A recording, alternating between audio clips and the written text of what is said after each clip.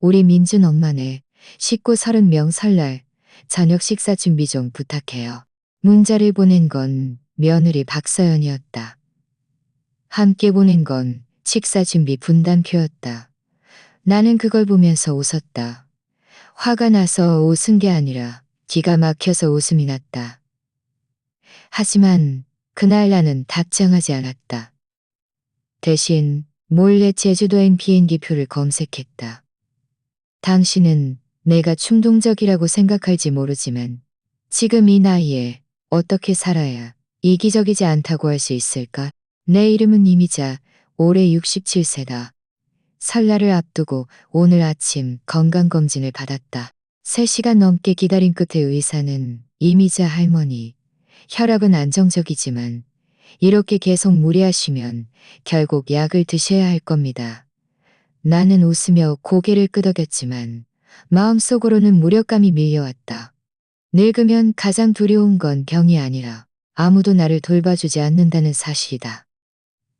당신은 지치지 않는가? 나는 재작년에 정년퇴직했다. 평생 교단에 서다 드디어 무거운 짐을 내려놓고 한숨 돌릴 수 있을 거라고 생각했다.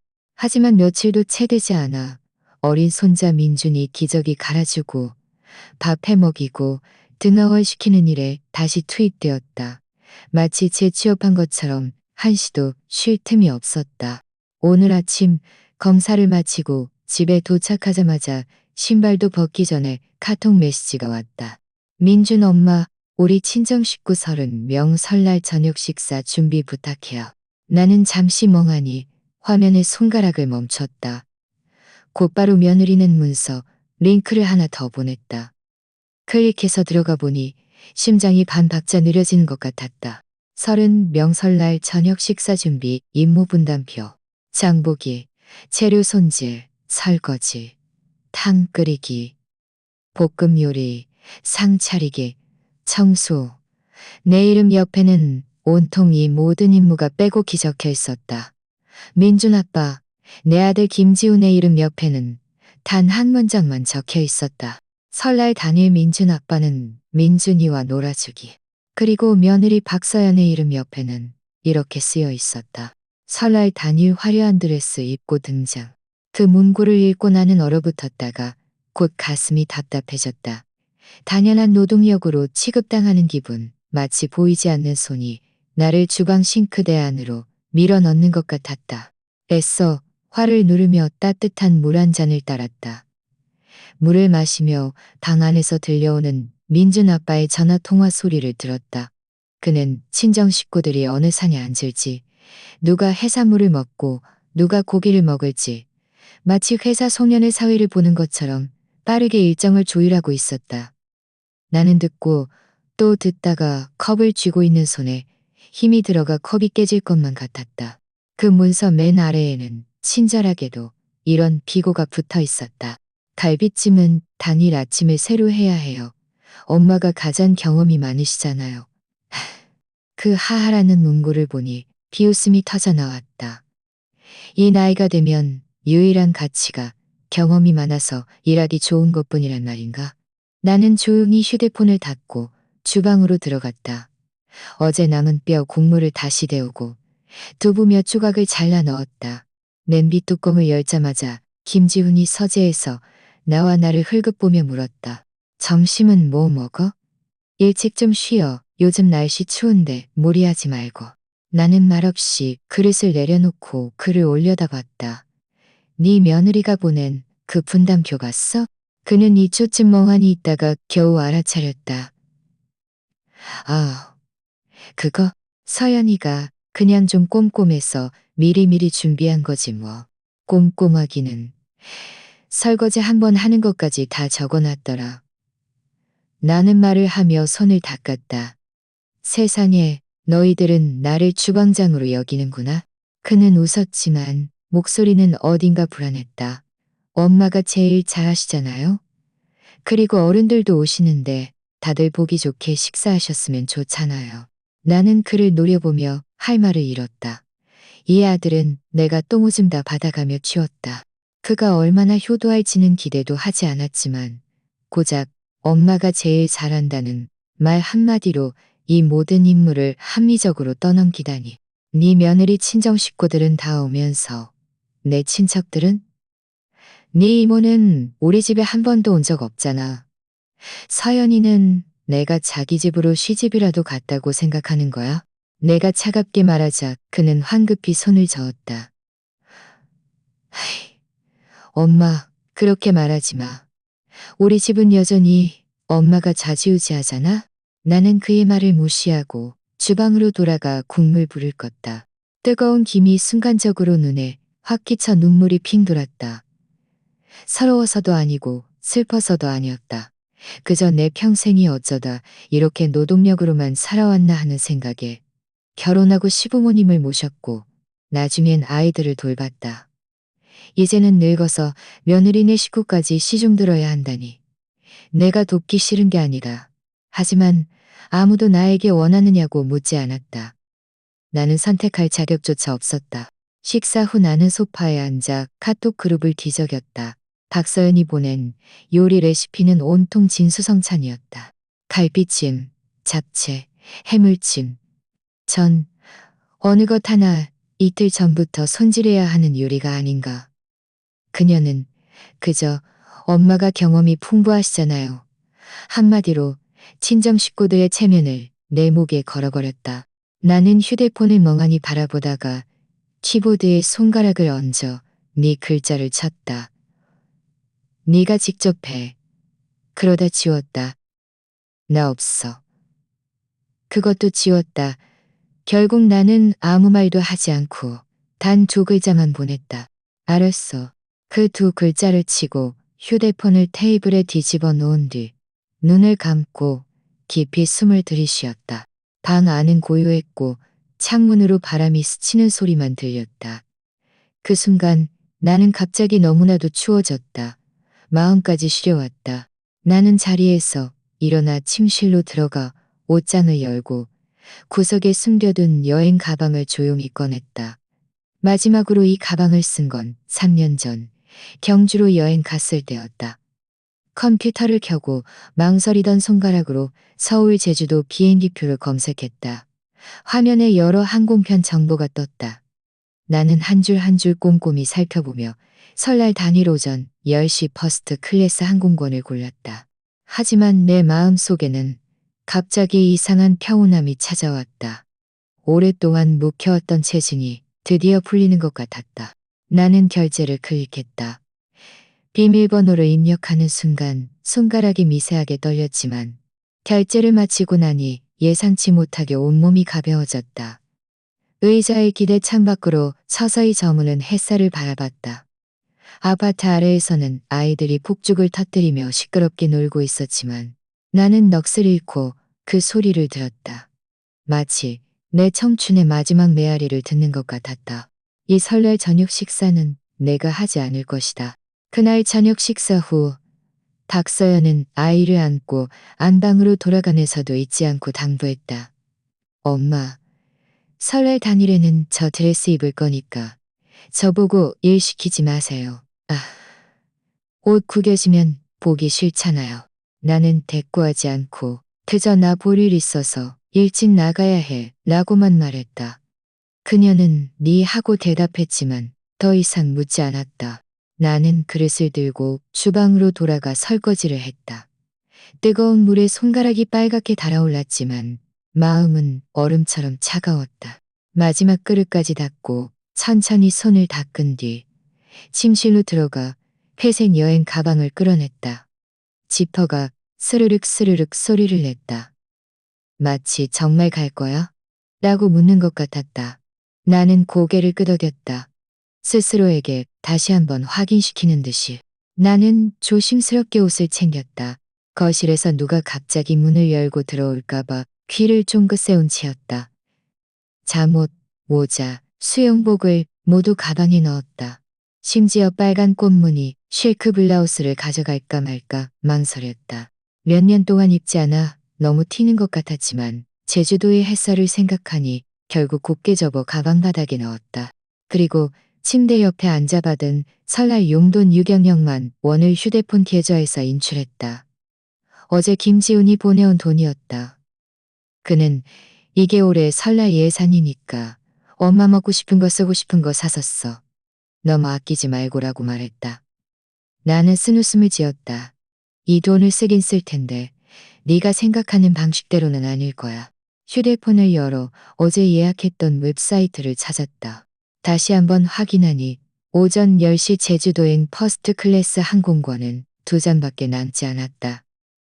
나는 망설이지 않고 신분증 정보를 입력하고 결제를 눌렀다. 그 순간 쾌감은 없었고 그저 묵직한 안도감이 밀려왔다. 결제를 마치고 휴대폰을 껐다. 자리에서 일어나 주방으로 가서 냉장고 문에 작은 쪽지를 붙였다. 빨간 펜으로 쓴 글씨였다. 설날 저녁 식사는 제가 안 합니다. 각자 알아서 하세요. 집이라는 글자도 서명도 없었다. 그들이 정말 나를 찾아낼까봐 다시 마음 약해져 돌아갈까봐 두려웠다. 밤새 거의 잠을 이루지 못했다. 계속 새벽이 오기를 기다렸다.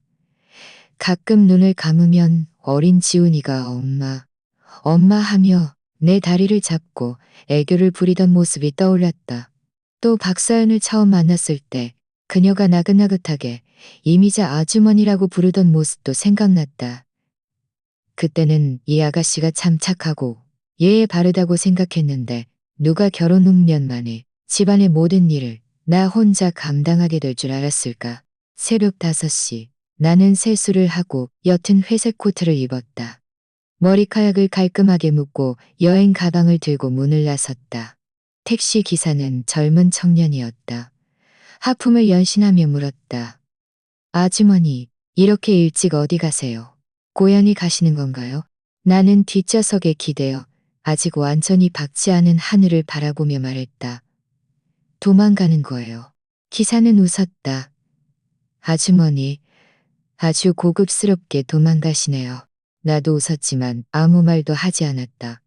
공항에 도착했을 때는 겨우 날이 밝기 시작했지만 이미 많은 사람이 있었다. 수속줄에 서서 기다리는데 앞에 백발의 할아버지가 할머니를 부축하고 서 있었다. 그는 허리를 굽혀 조심스럽게 탑승권을 할머니 가방에 넣어주었다. 그 모습을 넋을 잃고 바라봤다. 지난 세월 동안 나를 이렇게 돌봐준 사람이 단 한 번도 없었다는 생각에 갑자기 눈물이 날 것 같았다. 보안 검색대를 통과할 때 휴대폰이 한 번 울렸다. 지훈이의 카톡이었다. 엄마, 랍스터 샀어? 설날 용돈 어디 갔어? 왜 600만 원이나 쓴 거야?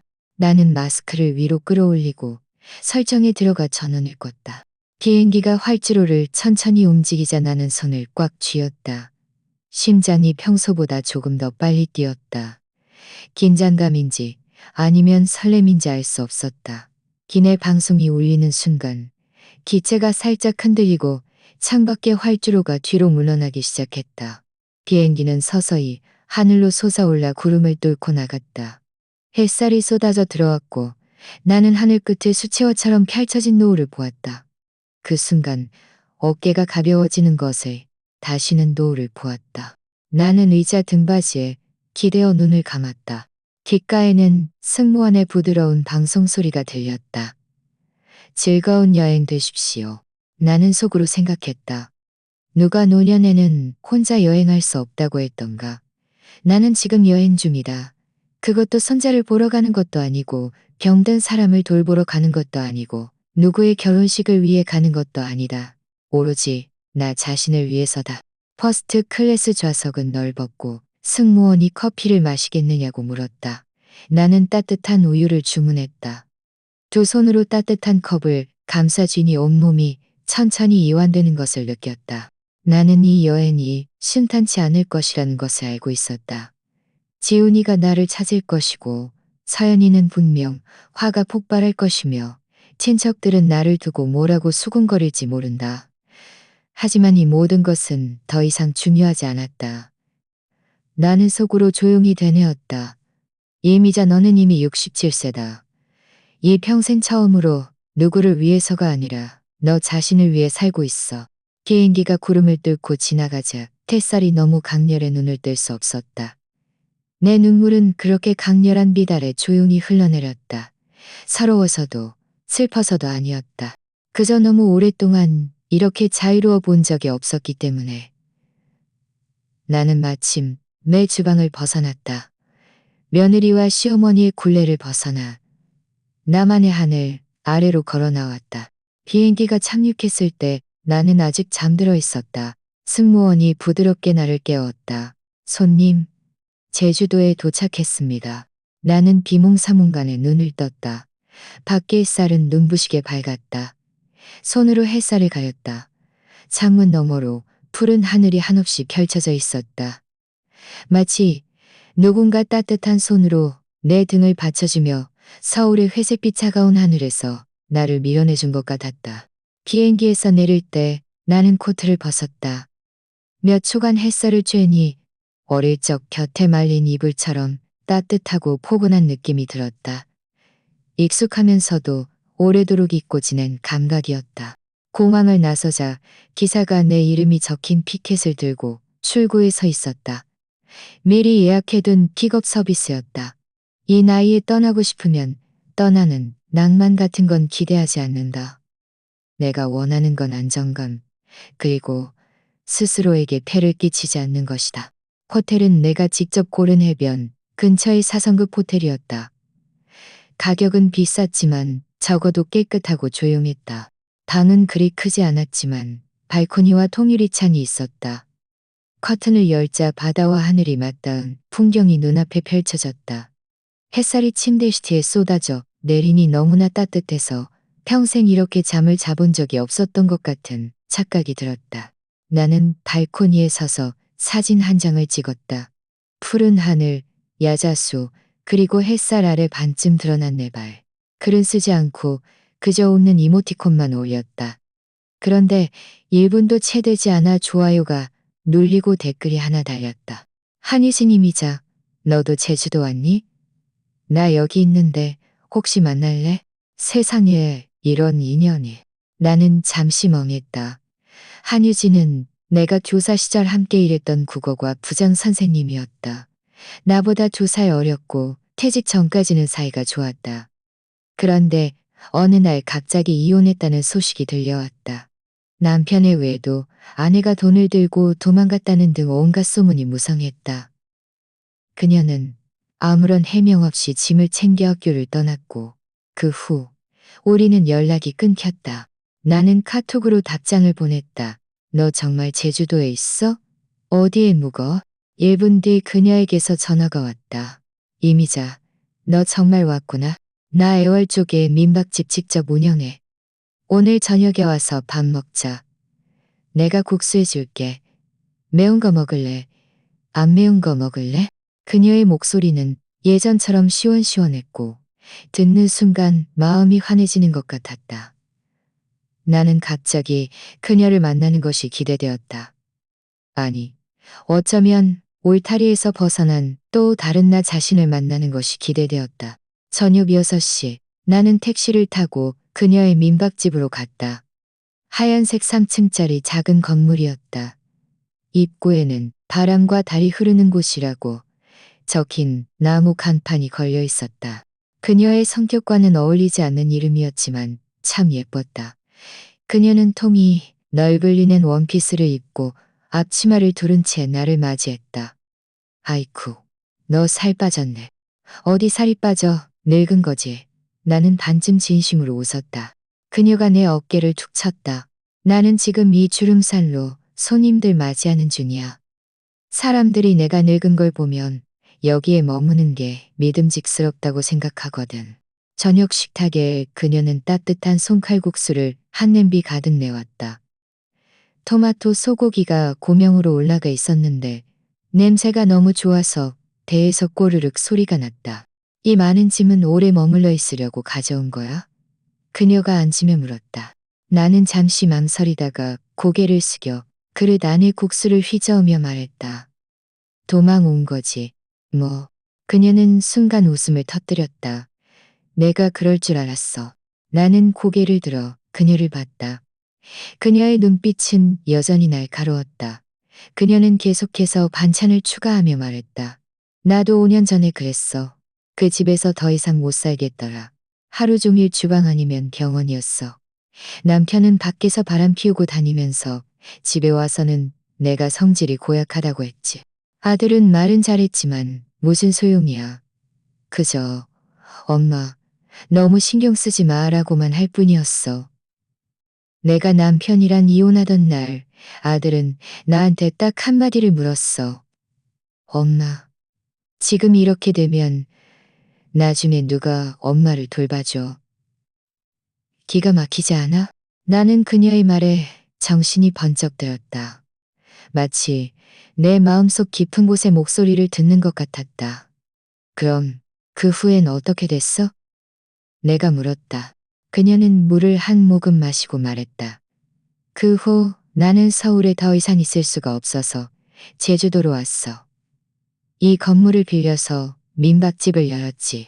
요리도 배우고 수영도 배우고 동네 복지관에서 봉사활동도 하고 이 몇 년 동안 나는 전반생보다 더 인간답게 살고 있어. 나는 쓴웃음을 지었다. 너 정말 용감하다. 그녀는 손을 내저었다. 용감한 게 아니라 더 이상 물러설 곳이 없어서 그래. 여자는 한번 자기 힘으로 살아갈 수밖에 없다는 걸 알면 갑자기 엄청나게 강해지거든. 이 말은 칼날처럼 내 마음 가장 부드러운 곳을 베고 지나갔다. 나는 박서연이 30명의 식사를 준비하라고 당연하게 말하던 목소리를 떠올렸다. 김지은의 엄마가 제일 잘한다는 말과 그 분담표를 생각했다. 그리고 67세인 내가 몰래 비행기표를 예약하고 도망쳐야 했던 현실을 떠올렸다. 나는 낮은 목소리로 그녀에게 물었다. 너는 정말 우리가 자식들에게 노후를 맡길 수 있다고 생각해? 그녀는 고개를 저으며 젓가락을 물고 웃었다. 너는 아직 이 시대를 제대로 파악하지 못했어, 이미자. 우리 세대 여자들은 아들 낳아 노후 대비라는 말에 속아서 살았지만 현실은 뭐야? 그들은 우리가 쓰러져서 자기들에게 짐이 될까봐 두려워해.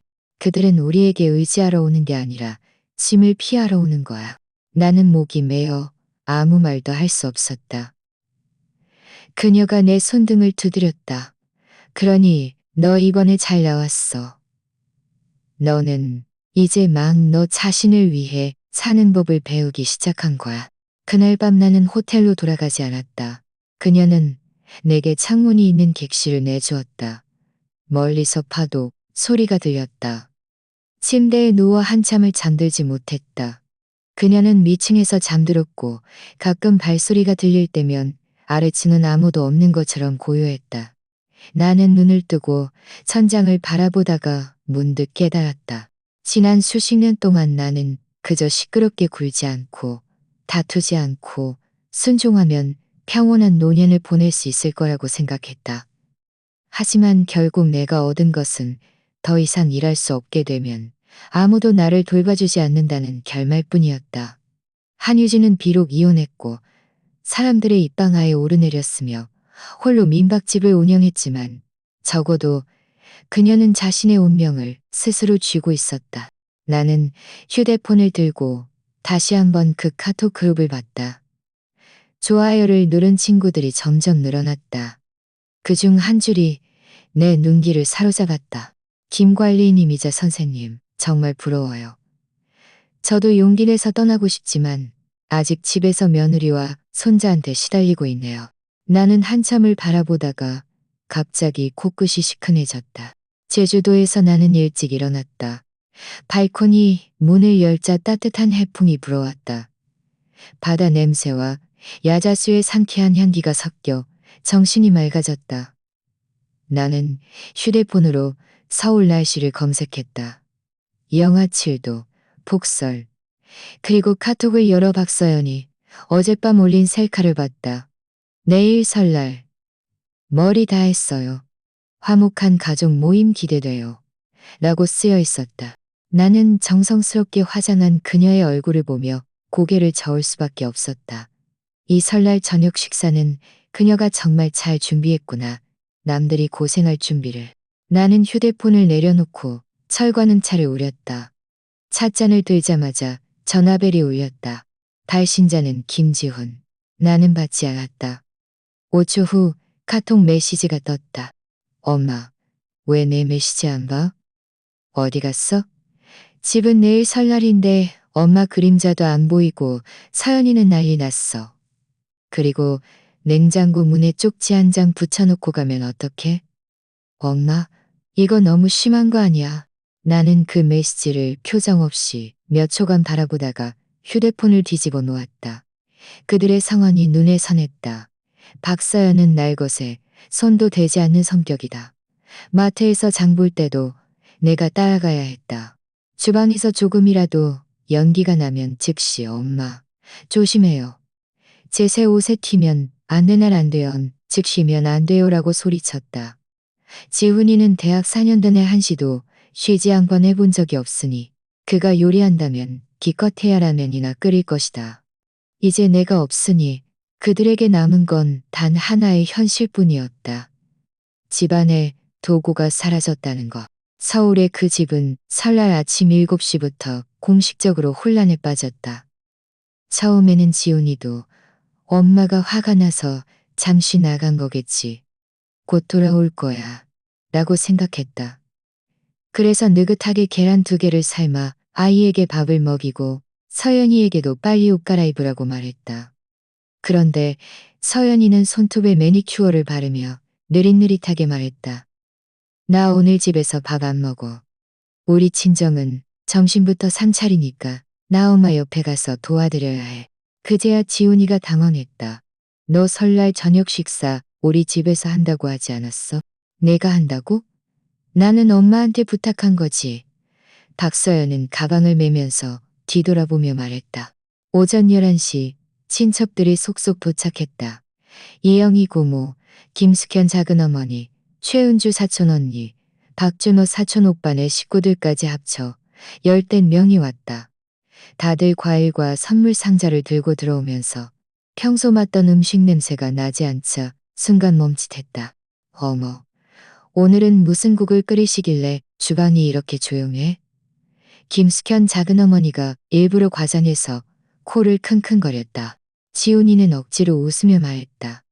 엄마가 잠깐 뭐 사러 나가셨는데 아직 안 돌아오셨어요. 누군가 작은 소리로 말했다. 설날 저녁 식사가 아직 시작도 안 했어? 우리 예쁜 민준이는 오후에 또 돌봐야 하는데. 주방은 아수라장이었다. 씻어야 할 채소는 씻지 않았고 고기는 냉장고에서 꽁꽁 얼어 있었다. 전기밥솥 플러그조차 꽂혀 있지 않았다. 지훈이는 서연이가 남긴 작업 매뉴얼을 뒤적이며 억지로 채소를 씻기 시작했다. 결국 손을 베었다. 아이는 울고 어른들은 재촉하고 주방은 연기로 자욱했다. 더 당황스러운 것은 집에 차를 끓일 물도 없고 과일도 씻지 않았으며 심지어 일회용 젓가락도 뜯지 않았다는 것이다. 어린 민준이가 뛰어나와 말했다. 우리 집은 왜 이렇게 조용해? 설날인데 TV도 없어? 박준호 사촌오빠가 옆에서 거들었다. 예전에는 이미자 이모가 계실 때면 문턱 들어서자마자 시끄러웠지. 창도 다 차려지기 전에 이모가 벌써 국물 끓이기 시작했잖아. 지훈이는 이 말을 듣자 가슴이 찌릿했다. 그는 오늘 아무도 국을 끓이지 않을 것이라는 것을 알고 있었다. 이때 이영이 고모가 소파에서 휴대폰을 뒤적이다가 갑자기 물었다. 이미자는 어디 갔대?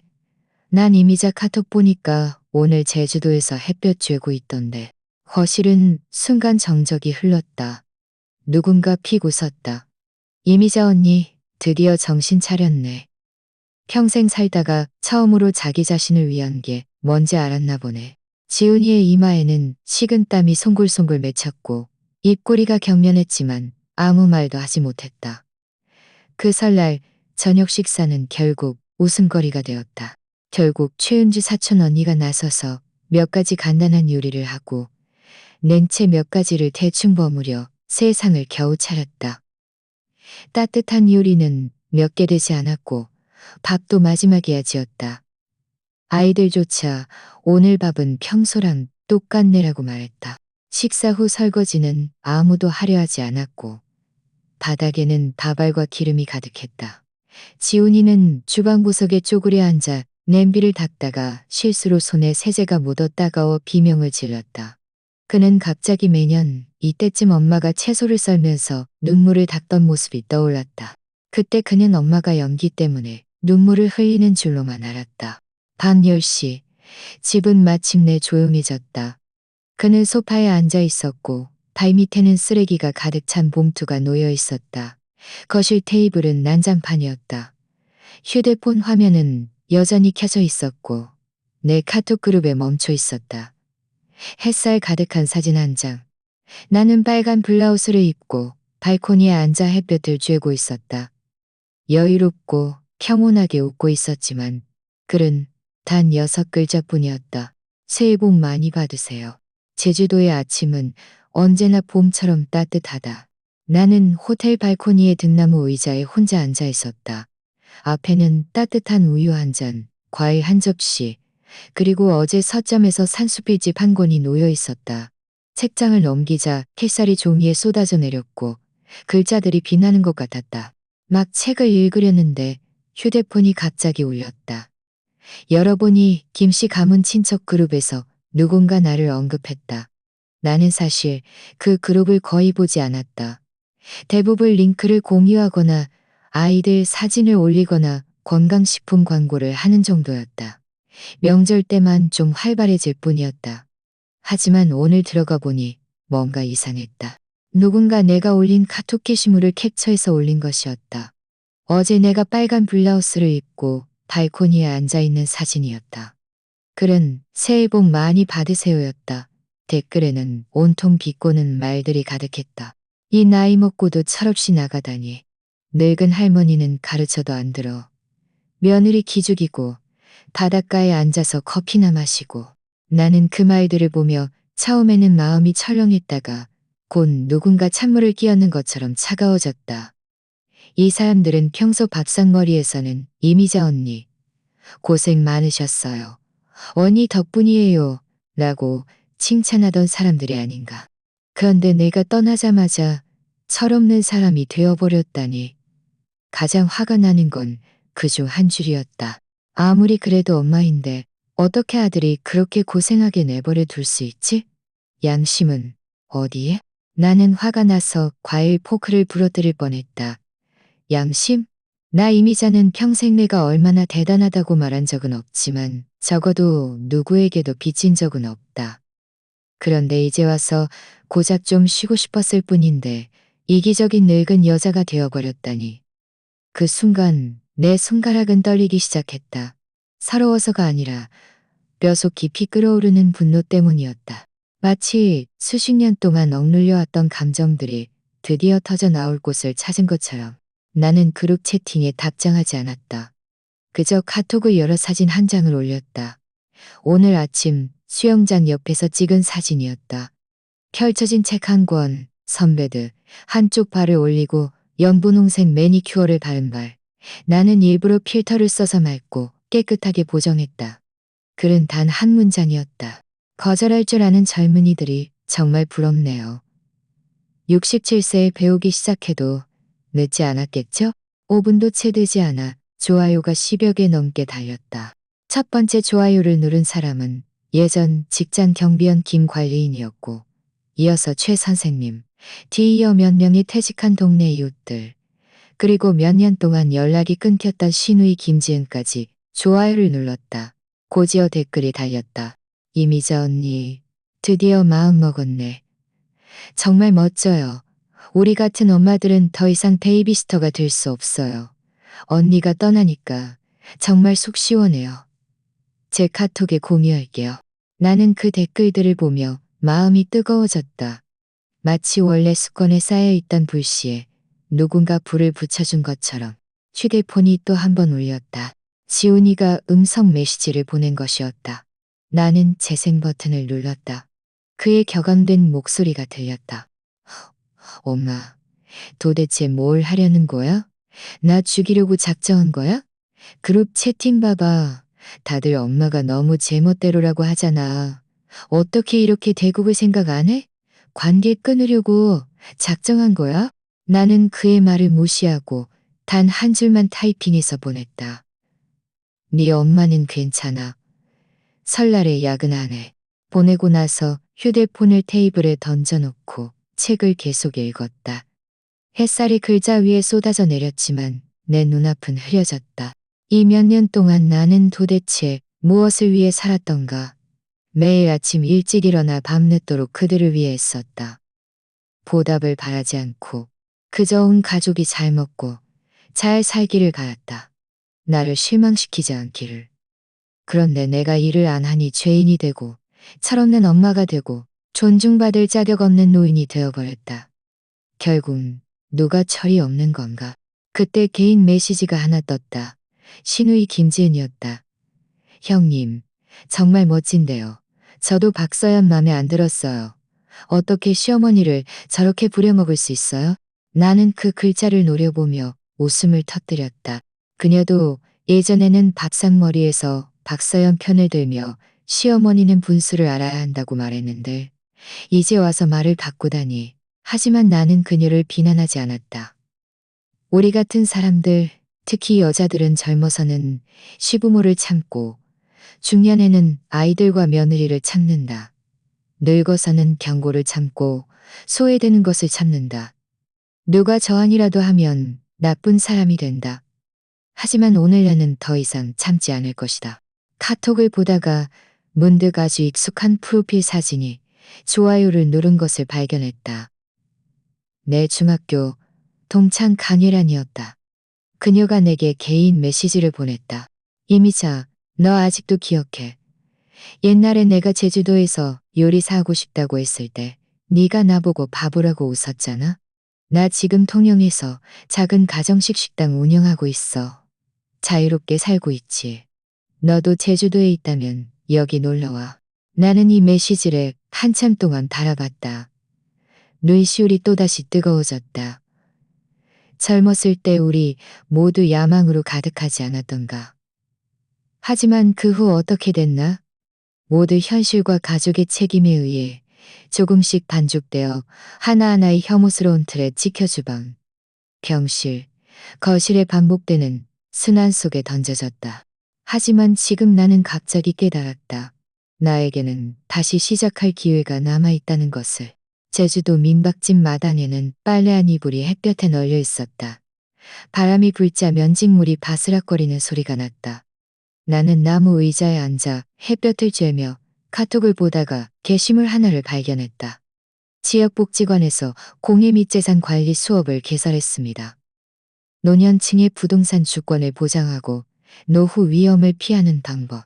나는 그 글자들을 한참 동안 노려봤다. 평생 재산 문제에 대해 잘 몰랐다. 집, 차, 통장 모두 남편이 신경 썼다. 나는 그저 삼시세끼만 신경 쓰면 되었다.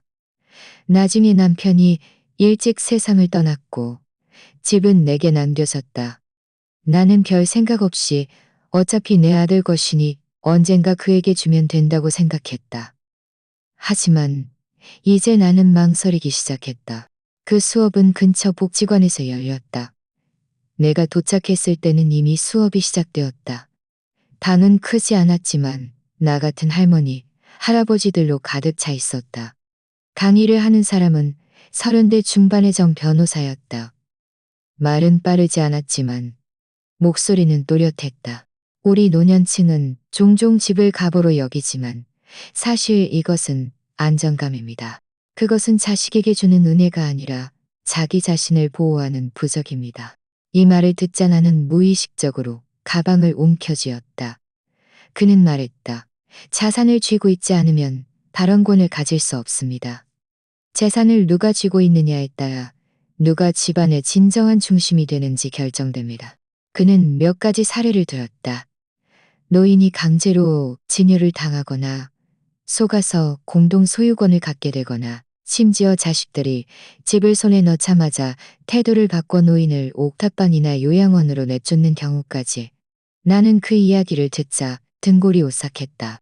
우리 세대는 평생 저축도 변변치 않아서 그 집 한 채에 노후를 걸고 살았는데 얼마나 많은 사람이 평생 고생하다 결국 집이 남들의 쟁탈 대상이 되고 자신은 잉여로운 존재가 되는가. 수업 푼하는 문 앞에서 한참을 망설이다가 다시 강의실로 돌아가 선생님에게 물었다. 저희 집은 남편이 제 앞으로 명예 변경해 준 건데요. 지금 제가 혼자 살고 있는데 혹시 제가 어느 날 세상을 떠나면 집은 아들 것이 되는 건가요? 선생님은 웃으며 말했다. 이미자 할머니, 너무 멀리 생각하시네요. 할머니는 아직 건강하시잖아요. 중요한 것은 할머니가 아직 정신이 맑고 결정 능력이 있을 때 이 집이 부담이 아니라 보장이 되도록 어떻게 만드느냐는 겁니다. 나는 고개를 숙여 잠시 생각하다가 문득 깨달았다. 나는 예전에는 항상 그들이 나를 버릴까봐 두려워했다. 언젠가 병원에 누워있을 때 아무도 나를 찾아오지 않을까봐, 의지할 곳이 없을까봐 두려워했다. 하지만 지금 나는 반대의 이치를 갑자기 깨달았다. 내가 그들이 나를 버릴까봐 두려워하는 것이 아니라 그들이 내가 그들을 버릴까봐 더 두려워한다는 것을. 그들은 내가 깨달을까봐 두려워하고, 내가 집을 주지 않을까봐 두려워하고, 내가 돈을 저축해 놓을까봐 두려워하고, 내가 일단 가정주부 역할에서 벗어나면 그들은 무료 베이비시터, 그리고 말없이 돈을 대주는 ATM 기계를 잃게 될까봐 두려워한다. 그 느낌은 말할 수 없이 풍자적이었고 또 말할 수 없이 시원했다. 나는 그날 오후 바로 은행에 전화해서 재정 상담사와 약속을 잡았다. 신탁에 대해 알아보고 싶고 나 자신을 위한 보험을 마련하고 싶다고 말했다. 전화기 너머의 젊은 직원은 매우 열정적이었다. 할머니, 상속 계획을 하시려는 건가요? 네. 저희는 노년층 고객을 위한 자산 보호 방안이 있습니다. 예를 들어 몇 세 이상이 되었을 때 중대한 질병이나 인지 능력 저하 위험에 직면했을 때 할머니의 기본적인 생활권을 어떻게 보장할지에 대한 조항을 미리 설정할 수 있습니다. 나는 들으면서 메모했다. 마지막으로 나는 말했다. 저는 그들이 집을 나눠 가질까봐 두려운 게 아니에요. 저는 어느 날 제가 실수로 침대에 누워있게 되면 뜨거운 물 한 잔도 아무도 안 갖다 줄까봐 두려운 거예요. 제 말 무슨 뜻인지 아시겠죠? 그는 전화기 너머에서 1초간 침묵하다가 낮은 목소리로 대답했다. 이해합니다. 저녁에 나는 객실에서 가족관계증명서, 등기부등본, 연금증명서를 꺼내 하나하나 정리했다. 작은 서류 가방에 모두 담아 넣었다. 이 모든 것을 마치고 나니 마음이 갑자기 좀 편안해졌다. 나는 지훈이를 위해 집을 판 것이 아니다. 결국 그는 내 친아들이니까. 하지만 나는 그가 당연하게 내 돈을 자기 미래의 예산으로 생각하도록 내버려 두지도 않을 것이다. 아니나 다를까. 다음 날 그에게서 전화가 왔다. 나는 잠시 망설이다가 전화를 받았다. 그의 목소리는 매우 날카로웠다. 엄마, 혹시 은행 가서 신탁 같은 거 한 거야? 무슨 뜻이야? 날 못 믿는 거야? 나는 조급해하지 않고 느릿느릿하게 말했다. 나는 너를 믿어. 다만 내가 늙어서 너를 돌볼 수 있을지 없을지를 못 믿는 거지. 전화기 너머는 순간 조용해졌다. 나는 이어서 말했다. 너는 부모가 되어본 적이 없으니 늙으면 가장 두려운 게 뭔지 모를 거야. 네가 효도하지 않을까봐 두려운 게 아니라 내가 결정권과 선택권이 없을까봐 두려운 거야. 너도 나이 들면 알게 될 거야. 엄마, 혹시 누가 엄마를 꼬드긴 거야? 난 정말 엄마가 속을까봐 걱정돼. 그의 목소리는 점점 초조해졌다. 나는 비웃음을 흘렸다. 네가 내가 속을까봐 걱정한다고? 그럼 네가 나를 다 이용해 먹고 버릴까봐는 걱정 안 돼? 그는 멈칫했다. 한참 만에야 말했다. 나는 그런 사람 아니야. 나는 고개를 끄덕였다. 아니면 제일 좋지. 하지만 나는 만약을 대비해서 길을 터놓아야 해. 나는 전화를 끊었다. 창밖은 이미 어두워져 있었다. 제주도의 밤바람은 활기찼고 사람을 약간 몽롱하게 만들었지만 나는 오히려 맑아졌다. 나는 그들 세대도 나름의 고충이 있다는 것을 알고 있었다. 아이를 키워야 하고 주택대출을 갚아야 하고 직장에서 성공해야 한다. 하지만 이것이 이유가 될 수는 없다. 나에게 평생을 바치게 하고 남은 여생마저 바치게 할 이유는 오늘부터 내 집은 내 것이고 내 돈은 내 것이며 내 남은 여생의 결정권도 내 것이다. 이 며칠 동안 나는 매일 아침 눈을 뜨면 가장 먼저 발코니, 커튼을 열어 변함없는 푸른 하늘을 보았다. 햇살이 쏟아져 들어오고 공기는 상쾌했다. 고작 물 한 잔을 마셔도 마음속까지 맑아지는 것 같았다. 이 나이에 이런 삶이 시작될 줄은 생각도 못했다. 이 모든 것이 처음부터 다시 숨 쉬는 법을 배우는 것 같았다. 그날 오전 우롱차 한 잔을 오려놓고 있는데 초인종이 울렸다. 문을 열어보니 익숙한 그림자가 보였다. 황 교장. 예전에 우리는 같은 중학교에서 일했다. 그는 교장이고 나는 국어 교사였다. 그때 그는 매일 너무 바빠서 물 한 잔 마실 시간도 없었지만 우리는 항상 복도에서 우연히 마주치곤 했다. 그는 웃으며 고개를 끄덕였고 다른 권위적인 리더들과 달리에 바르고 단정했다. 이미자. 그가 나를 보자마자 웃었다. 역시 너였군. 복지관 강좌에서 네 이름을 보고 동명이인인 줄 알았어. 정말 우연이네. 나는 그를 집으로 초대해 차를 대접했다. 그는 내 거실에 널려있는 편안한 옷가지들과 창가에 걸려있는 화려한 원피스를 보며 웃었다. 이게 바로 퇴직 후의 삶이지. 나는 웃으며 말했다. 예전에는 몰랐는데 지금이라도 배우면 늦지 않겠죠. 그가 갑자기 물었다. 너 아직도 아이들에게 이야기 들려주는 거 좋아하니? 나는 잠시 멈칫하며 찻잔을 내려놓았다. 어떻게 그걸 기억하세요? 그가 씩 웃었다. 잊었니? 네가 예전에 오반 담임 맡았을 때 쉬는 시간에 아이들에게 수호지를 한 학기 내내 들려줬잖아. 나중에 전교에서 너희 반 작문 실력이 제일 좋았어. 나도 웃었다. 아이고, 그때는 목이 쉬도록 이야기했죠. 그가 잠시 멈췄다가 말했다. 나도 지금 퇴직 후에 봉사활동을 하고 있어. 제주도에서 일하는 아이들을 위한 공예 학교인데 선생님도 부족하고 자원도 열악해. 네가 괜찮다면 와서 그림책 몇 권 읽어줄 수 있을까? 나는 무심코 고개를 저었다. 제 목으로는 1시간밖에 못해요.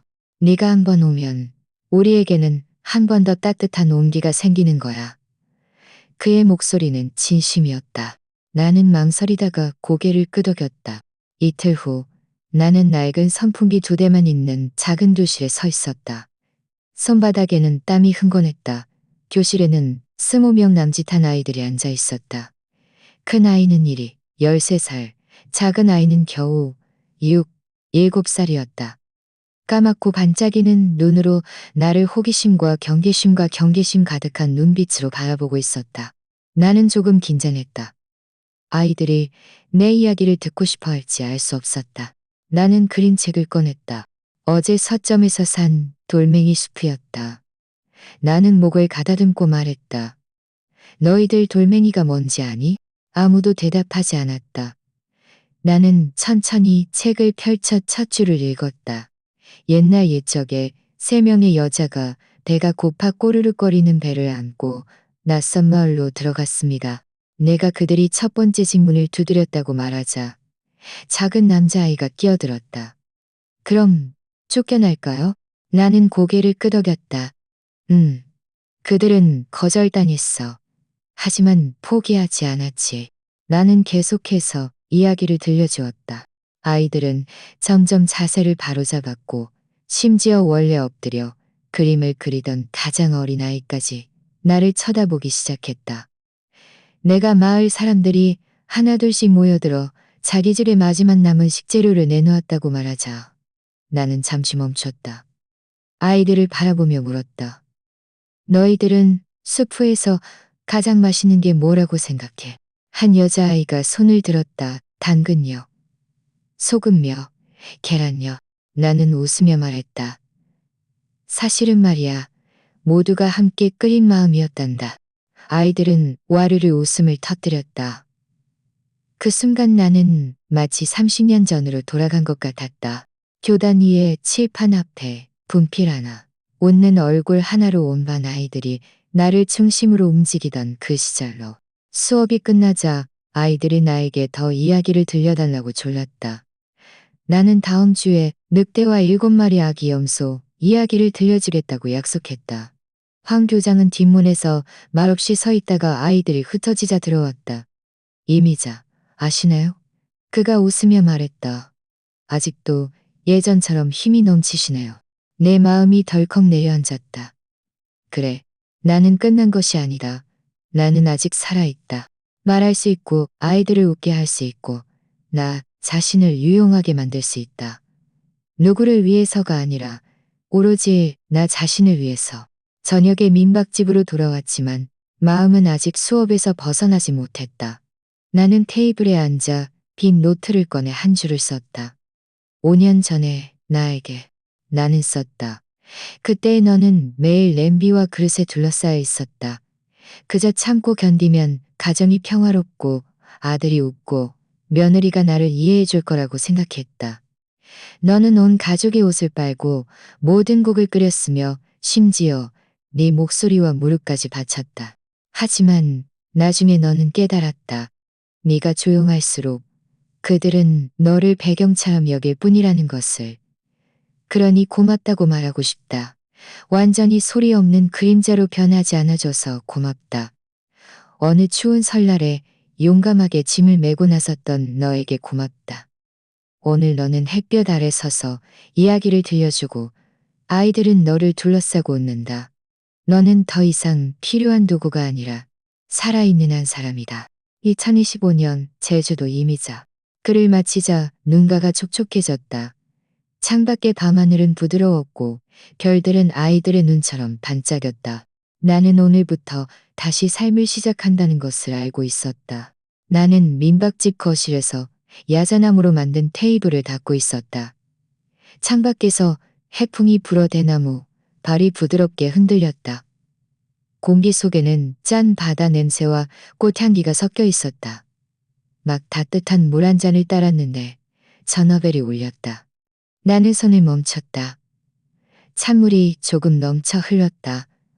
제주도 봉계동에 있어. 네가 왜 왔어? 내 목소리는 그리 반갑지 않았다. 그는 내가 이렇게 말할 것을 예상한 듯 했다. 우리 이야기 좀 해. 엄마가 이렇게 계속 숨어 있을 수는 없잖아. 나는 웃었다. 누가 숨어. 이 기간 동안 나는 그저 나 자신을 위해 분명하게 살고 있었을 뿐이야. 나는 그에게 주소를 알려주고 더 이상 말하지 않았다. 그는 1초간 침묵하다가 전화를 끊었다. 1시간 후 그가 문을 열고 들어왔다. 그가 입고 있는 것은 내가 사준 옅은 회색 트렌치코트였다. 얼굴에는 장거리 여행의 피로가 역력했고 나를 설득하고 싶지만 또 화나게 할까봐 조심하는 듯한 표정이었다. 엄마, 그가 마치 잘못을 저지른 학생처럼 나를 불렀다. 앉아. 나는 티테이블 앞에 작은 소파를 가리켰다. 그가 앉자 나도 앉았다. 방은 예상외로 고요했고 바람이 나뭇잎을 스치는 소리만 들렸다. 그가 먼저 입을 열었다. 엄마, 우리 모두 엄마가 서운한 거 알아요. 서연이도 그때는 잘못했어요. 사실 엄마가 제주도 간다고 했을 때 서연이도 좀 당황했어요. 나는 표정 없이 듣고 있었다. 엄마, 알아요. 설날 저녁 식사, 결국 저랑 사촌 형들이랑 같이 했어요. 완전 엉망진창이었죠. 친척들도 엄마가 변했다고 수군거렸어요. 처음엔 안 믿었는데 나중에 엄마 카톡 보고 신탁도 하고 봉사활동도 한다는 말 들으니까 그는 고개를 숙이며 웃었다. 그제야 알았어요. 엄마가 정말 달라졌다는 걸. 나는 천천히 차를 한 모금 마시며 아무 말도 하지 않았다. 그가 고개를 들어 나를 보며 말투를 바꿨다. 하지만 엄마도 잘 생각해야 해요. 이렇게 하면 온 가족이 서운해하잖아요. 엄마가 이렇게 떠나버리니까 다들 우리 집이 끝났다고 생각한다고요. 나는 그를 노려봤다. 이것이 그의 진짜 목적이었다. 앞에 몇 마디는 애둘러 말한 것이고 이 말이 진짜였다. 나는 천천히 일어나 서랍에서 종이 한 장을 꺼냈다. 어제 내가 출력한 표였다. 나는 다시 앉아 그 종이를 그의 앞에 놓았다. 그가 고개를 숙여보더니 미간을 찌푸렸다. 나는 입을 열었다. 목소리는 예상외로 침착했다. 시온아, 이 며칠 동안 많은 것을 생각했어. 네가 오늘 왔으니 우리 솔직하게 이야기하자. 그는 대꾸하지 않았다. 나는 계속해서 말했다. 내가 서울로 돌아가지 못할 건 없어. 하지만 이 세 가지 조건을 지켜야 해. 너는 생각해 볼 수도 있고 거절할 수도 있어. 그는 고개를 끄덕이며 낮은 목소리로 말했다. 말씀하세요. 나는 손가락 세 개를 펼쳤다.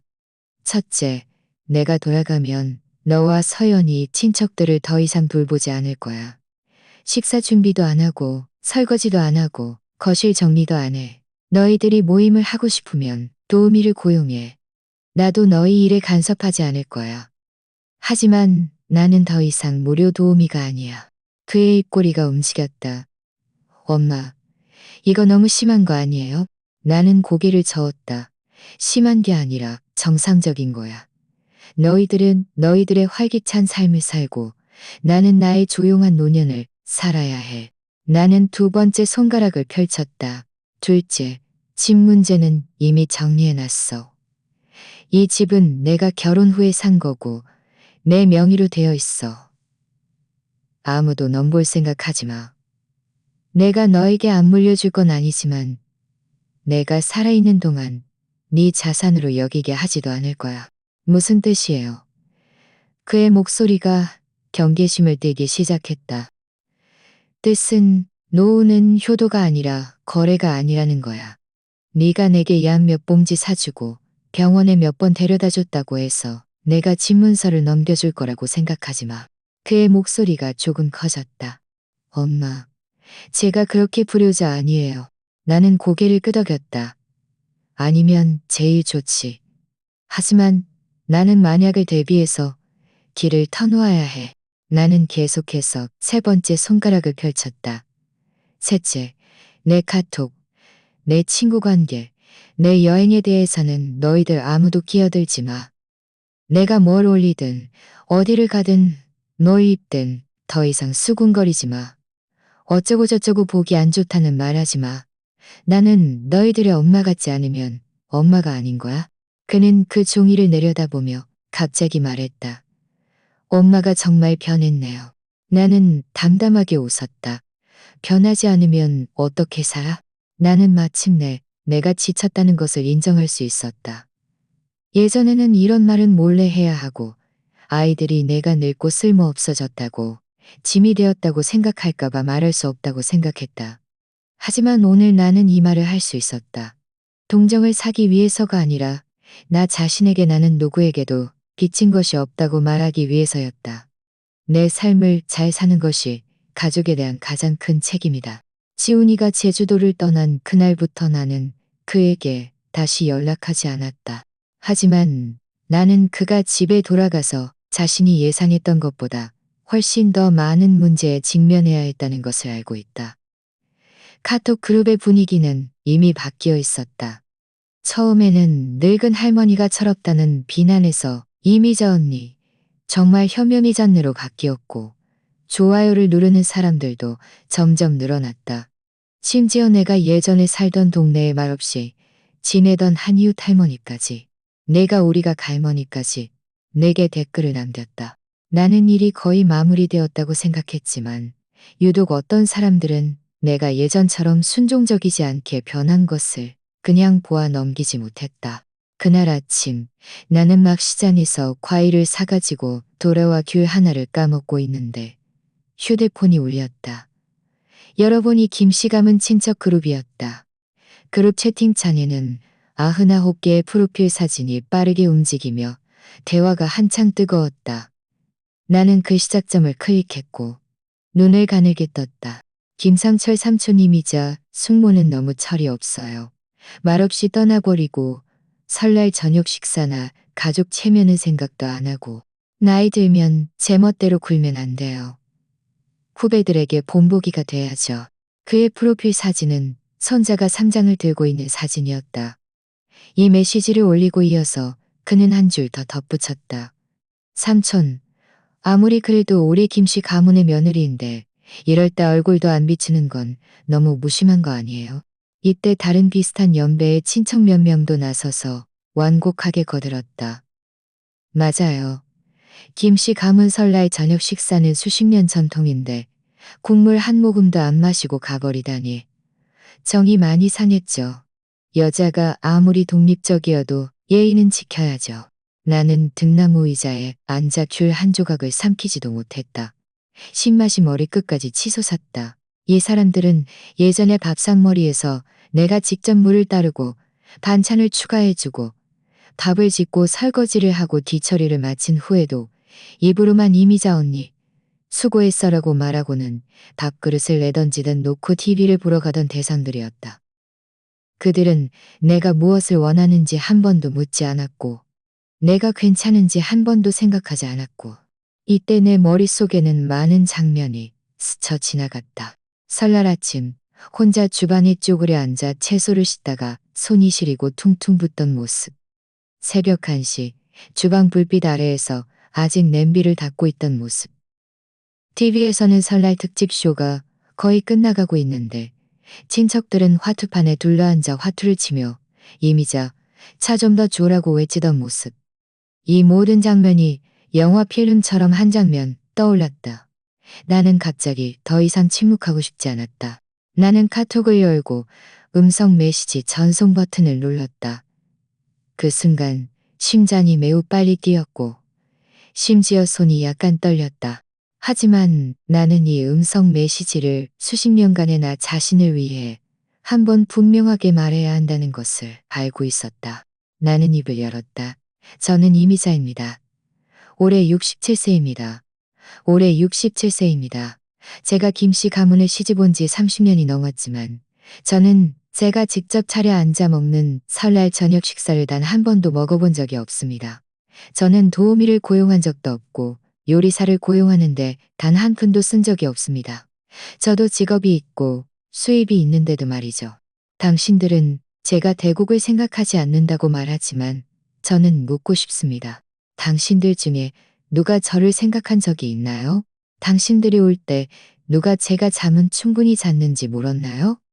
누가 제가 뭘 먹었는지 기억했나요? 저는 돕기 싫은 게 아닙니다. 저는 더 이상 아무도 존중하지 않는 도구로 살고 싶지 않습니다.